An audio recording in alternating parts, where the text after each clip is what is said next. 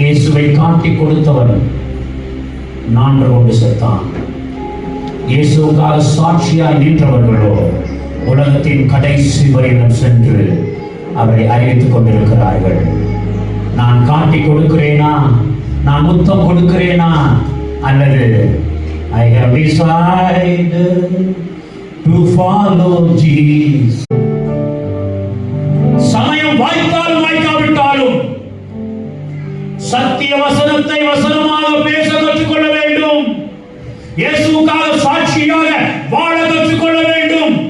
7 மடங்கு அதிகமாய் சூடாக்கப்பட்ட அக்கினி சூளையாய் இருந்தாலும், சிங்கங்களின் கெவியாய் இருந்தாலும், ஆண்டவரை நான் விட்டு பின்விலக மாட்டேன், ராஜா நிறுத்தின பொற்சிலையை வணங்க மாட்டேன் என்பது ராஜாவாகிய உமக்கு தெரிந்திருக்க கடவுது. அந்த போல்ட்னஸ் சத்துரையிலும் முத்தங்களோ வஞ்சனையுள்ளவைகள். ஓர்வாளோ ஓர்வாளோ ஓர்வாளோ முத்தமிட்டு திரும்பினாள். நல்லதானங்க, நல்லதானே? ஆனால் நகோமியை பற்றிக் கொண்ட ரூத் இஸ்ரவேல் வம்ச வரலாறுக்குள்ளே வந்தார். நல்லா புரிஞ்சுக்கோங்க, நல்லா புரிஞ்சுக்கோங்க. சத்துரு இடும் முத்தங்களோ வஞ்சனை உள்ளவைகள். நான் ஆண்டவருக்கு முத்தம் கொடுக்கிறேன்னா, குட் பை சொல்றதுக்கு, குட் பை சொல்றதுக்கு ஆண்டவர் முத்தம் கொடுக்கிறேன்னா, ஆண்டவர் நீங்களும் வேண்டாம், உங்க பாதையும் வேண்டாம், உங்க மார்க்கமும் வேண்டாம்.